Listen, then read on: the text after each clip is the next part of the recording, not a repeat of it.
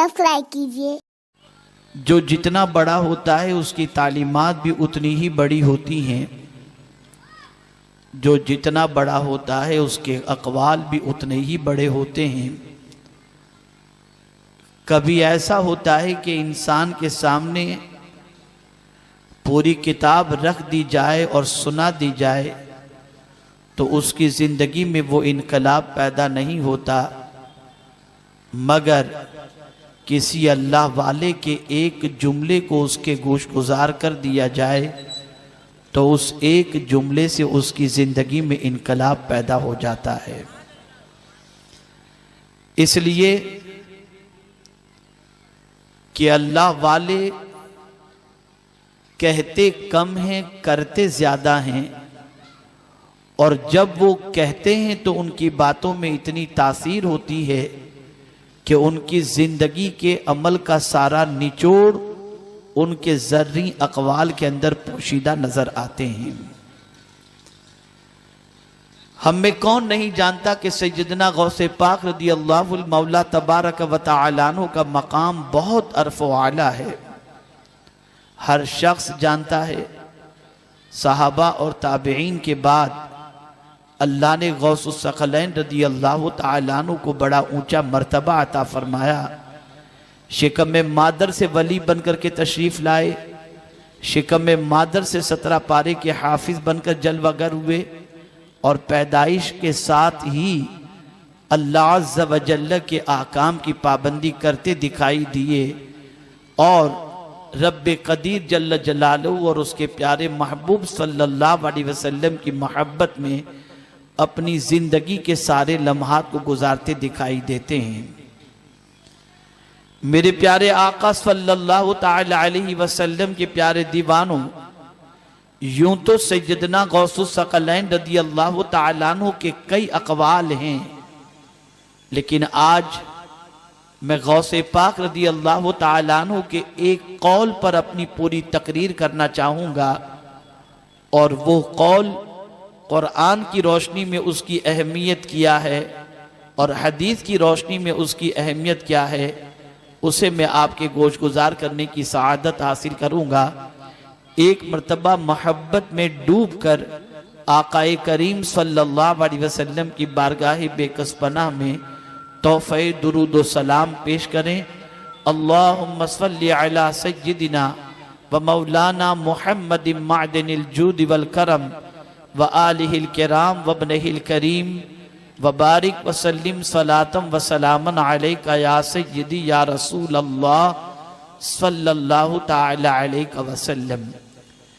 मेरे प्यारे आका सल्लल्लाहु तआला अलैहि वसल्लम के प्यारे दीवानों, सैयदना गौसे पाक रदी अल्लाह तआला अन्हु ने किसी को कोई बड़ा मकाम हासिल करना हो, बड़े मर्तबे पर फाइज होना हो, मुस्तजाबुद दावात होना हो, बारगाहे रब्बुल इज़्ज़त के कुर्ब की दौलत से माला माल होना हो, अल्लाह के पसंदीदा बंदों के अंदर शामिल होना हो, तो उसके लिए क्या करना चाहिए?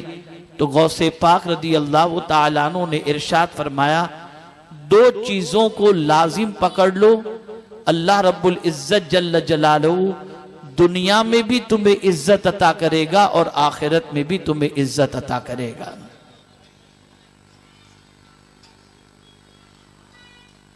अब वो 2 चीजें कौन सी हैं जिसके हवाले से सैयदना गौसे पाक रदी अल्लाह तआला अन्हु ने फरमाया, तो मेरे प्यारे आका सल्लल्लाहु तआला अलैहि वसल्लम के प्यारे दीवानों, सैयदना गौसे पाक रदी अल्लाह तआला अन्हु फरमाते हैं, अक्ले हलाल सिद्क़े मकाल, हलाल खाना और सच बोलना, अगर कोई इन 2 चीज़ों को लाजिम पकड़ ले तो अल्लाह दुनिया और आखिरत दोनों में उसे इज्जत और सरबुलंदी अता फरमाएगा।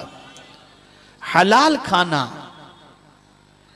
मेरे प्यारे आका सल्लल्लाहु तआला अलैहि वसल्लम के प्यारे दीवानों, अब अगर हम कुरान मुक़द्दस का मुताला करें, कुरान मुक़द्दस के फरामीन का जायजा लें, तो हमें पता चलेगा कि जा बजा परवरदिगार जल्ल जलालहू ने खाने के हवाले से जब जिक्र किया तो खास तौर पर ताकीद फरमाई, कुलू मिनत तय्यिबात, पाकीज़ा चीजों में से खाओ। मेरे प्यारे आका सल्लल्लाहु ताला अलैहि वसल्लम के प्यारे दीवानों, जिस आये करीमा की तिलावत का मैंने शर्फ हासिल किया, उसमें मुतलक मोमिनीन से मेरा रब खिताब फरमाता है, या अय्युहल्लज़ीना आमनू कुलू मिन तय्यिबाति मा रज़क़नाकुम, ऐ मेरे ऐ ईमान वालो, मैंने जो कुछ तुम्हें रोजी अता फरमाई उस पाकीज़ा रोजी में से खाओ। पता ये चला हर चीज खाने की नहीं हुआ करती, हर चीज हलक के नीचे उतारने की नहीं हुआ करती, हर चीज के लिए हमारा हलक हमेशा खुला नहीं रहना चाहिए, बल्कि कुरान कहता है हलाल खाओ, पाकीज़ा चीज खाओ, तय्यब ताहिर चीज खाओ, पाकीज़ा कमाई की चीज खाओ। लेकिन आज हम देखें मुसलमानों की सोच, जहां बहुत सारे मामलात के अंदर गैरों की नकल करती हुई दिखाई देती है, ऐसे ही आज मुसलमानों की सोच ये बन गई, खाओ जो मिले वो खाओ। नहीं नहीं, मैं आपको बताऊं, गैरों के सामने अगर आप रख दें, दूसरों के सामने आप अंगूर रख दें, वो जरूर खा लेगा, आपको पेश करेगा, आप भी उसे तनावुल करने के लिए तैयार हो जाएंगे। लेकिन हमारा दीन हमें ये तालीम देता है, अंगूर जरूर हलाल है, लेकिन तुम्हें ये देखना है ये हलाल कमाई से आया हुआ अंगूर है या हराम कमाई से आया हुआ अंगूर है। अगर हलाल कमाई के जरिए ये अंगूर तुम्हें दस्तयाब है तो जरूर खाओ, या यकीनन अंगूर का खाना हलाल जरूर है, लेकिन कमाई का रास्ता देखना होगा, जरिया देखना होगा, तरीका देखना होगा। मेरे प्यारे आका सल्लल्लाहु ताला अलैहि वसल्लम के प्यारे दीवानों, सहाबाए किराम अलैहिमुर्रिदवान की हयात तय्यबा देखें, ताबईन की जिंदगी का जायजा लें तो वो हलाल का कितना ख्याल रखते थे, हलाल का कितना एहतमाम करते थे। अल्लाहु अकबर। हजरत हसन बसरी रदियल्लाहु मौला तबारक व तआला अन्हु ने हजरत राबिया अदविया रदियल्लाहु तआला अन्हा की दावत की, दस्तरखान पर गोश्त रखा गया। हजरत राबिया अदविया रदियल्लाहु तआला अन्हा ने जब गोश्त को देखा तो फरमाते हैं, भाई हसन, ये गोश्त हमारे लायक नहीं है, ये गोश्त हमारे लायक नहीं। हजरत हसन बसरी कौन है? मौला अली की आगोश में परवरदा हैं।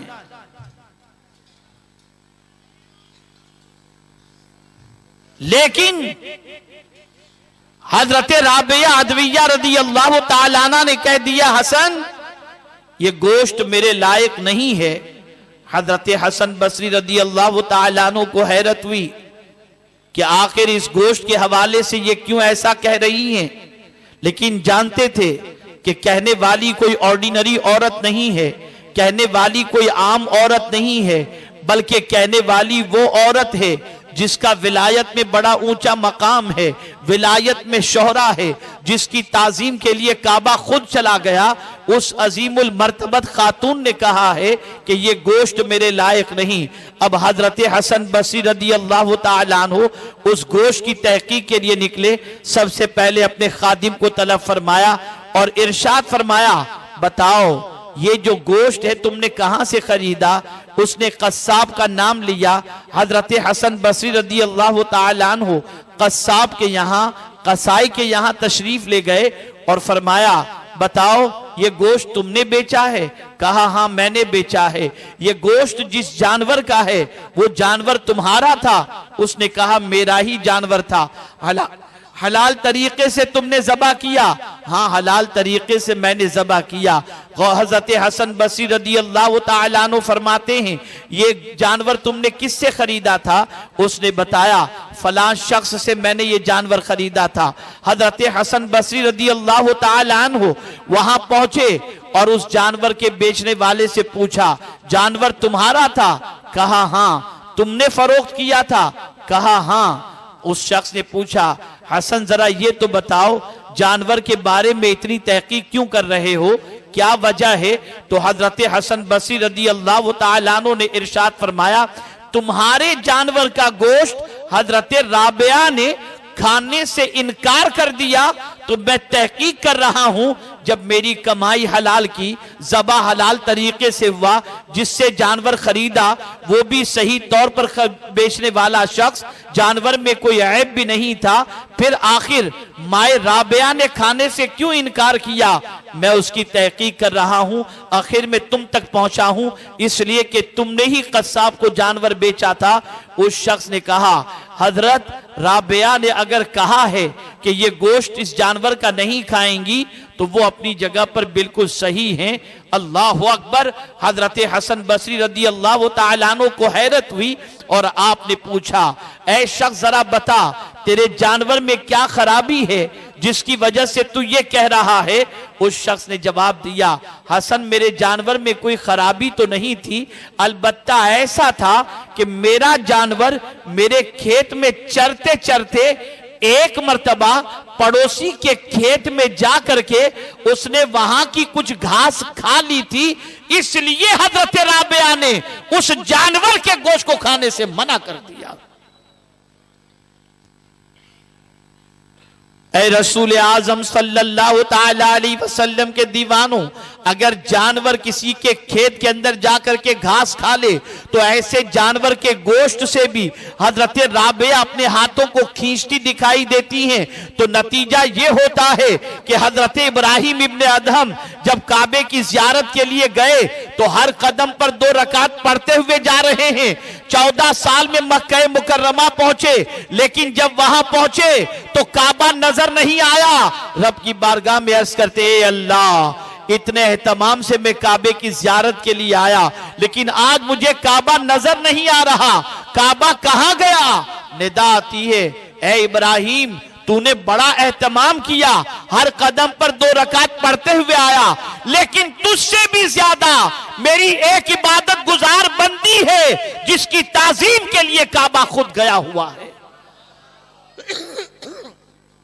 वो कोई और नहीं था, वो हजरत राबिया अदविया रदी अल्लाह तआला अन्हा थी। आकाए करीम सल्लल्लाहु तआला अलैहि वसल्लम से हजरत साद रदी अल्लाह तआला अन्हु अर्ज करते हैं,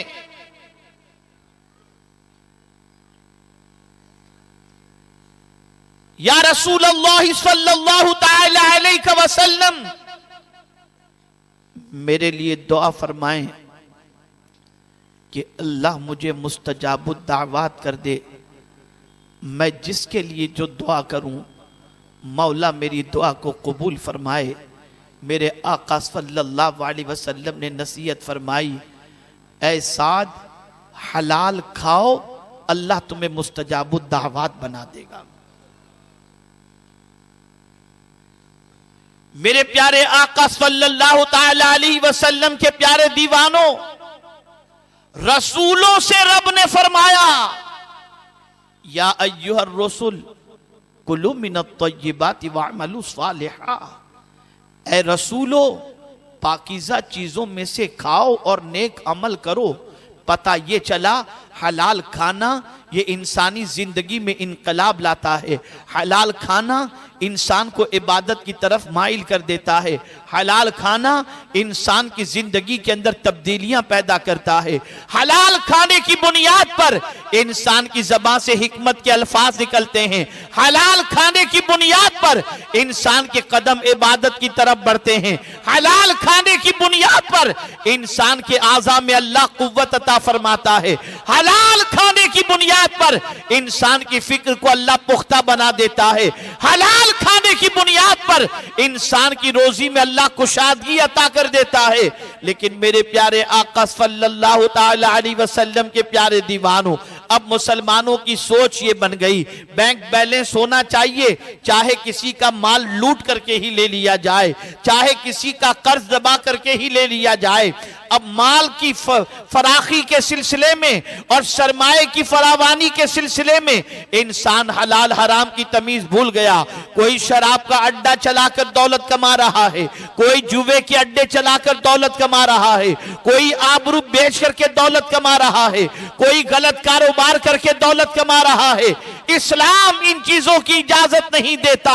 इस्लाम यह कहता है तुम्हारे हलक के नीचे उतरने वाला जो लुकमा हो वो हलाल ही का होना चाहिए।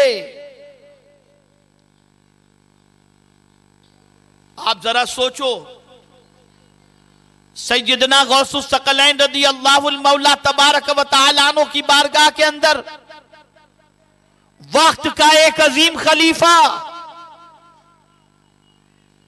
अशरफियों से भरी हुई थैलियां तोहफे में पेश करने के लिए आया। सैयदना गौसे पाक रदी अल्लाहुल मौला तबारक व तआला अन्हु ने उस थैली को अपने हाथ में ली और उसे दबोचा तो उसमें से खून निकलने लगा। गौसे पाक रदी अल्लाह तआला अन्हु ने फरमाया, अगर तुम्हारी निस्बत का लिहाज न होता तो मैं इसे इस तरीके से दबोचता कि इससे खून इतना निकलता जो तुम्हारे महल तक पहुंच जाता। गरीबों का खून चूस कर मुझे नजराना देने के लिए आए हो? तवज्जो चाहूंगा, यहां वो लोग अपनी इस्लाह कर लें जो गलत कारोबार करके किसी का पैसा दबाकर कभी उम्रा के लिए चले गए, कभी 11 देगें चढ़ा दी, कभी चादर चढ़ा दी, कभी क्या किया कभी क्या किया, और समझते हैं कि ये सारी चीजें कबूल हैं। अब हुजूर का फरमान समाअत फरमाएं, अगर किसी ने हराम की कमाई का एहराम खरीद कर काबे का तवाफ किया, अल्लाह उसके तवाफ को कबूल नहीं फरमाता।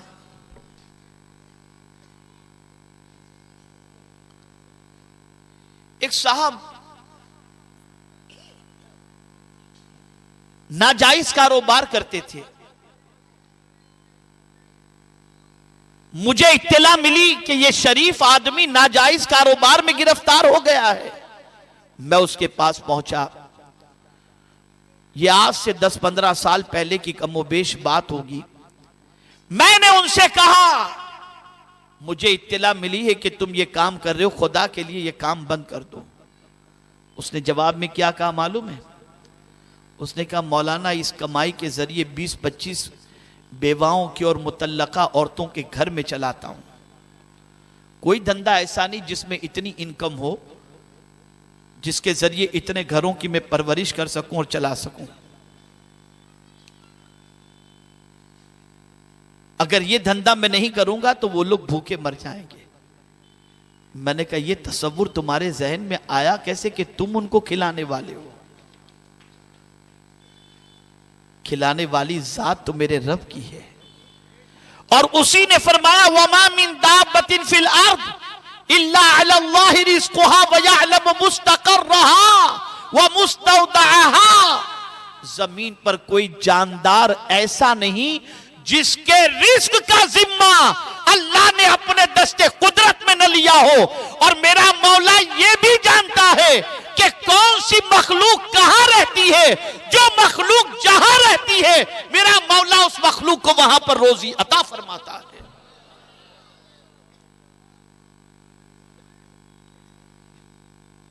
ये गलत तसव्वुरात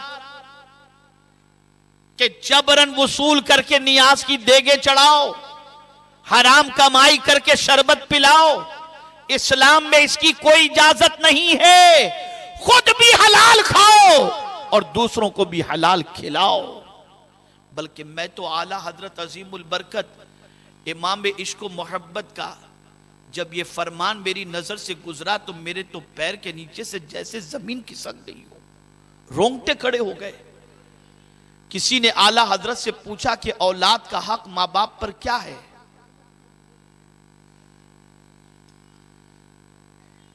तो आम तौर पर इंसानों के जहन में यह बात होती है कि बच्चा जब पैदा हो जाए उसके बाद ही उसका हक मां बाप पर है। आला हजरत फरमाते हैं कि औलाद का हक उसकी विलादत से पहले भी है, जैसे ही मां के पेट के अंदर हमल करार पाया, मां उम्मीद से हुई, बीवी उम्मीद से हुई, तो शौहर की जिम्मेदारी है कि जिस औरत के शिकम के अंदर बच्चे की परवरिश हो रही है, औरत के मुंह के अंदर शौहर जो लुकमा रखे वो हलाल ही का रखे, इसलिए कि औरत के मुंह में जो लुकमा जाएगा उससे जो खून बनेगा उसी की गिजा और उसी के जरिए बच्चे को गिजा पहुंचेगी और बच्चे की परवरिश होगी। तो बच्चे की पैदाइश से पहले भी बच्चे का हक यह है कि बीवी के मुंह के अंदर शौहर जो है वो हलाल का लुकमा रखे।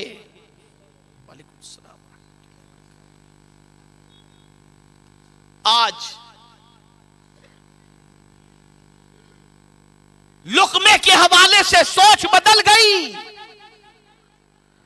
हराम की तरफ इंसान की तवज्जो बढ़ गई और हराम गिजा की तरफ और हराम खाने की तरफ इंसान इतनी तेजी से बढ़ रहा है कि मैं अगर ये कहूं तो गलत ना होगा, अब तो बड़ी मुश्किल से कहीं खाने को जी चाहता है। हालात इतने बद से बदतर होते जा रहे हैं कि इल्ला माशाअल्लाह तकरीबन की कमाई के अंदर कुछ न कुछ शुबा और कुछ न कुछ डाउट और कुछ न कुछ जो है वो हराम की आमेज़श किसी हद तक दिखाई देती है। हमारे वीडियो को लाइक शेयर जरूर करिए।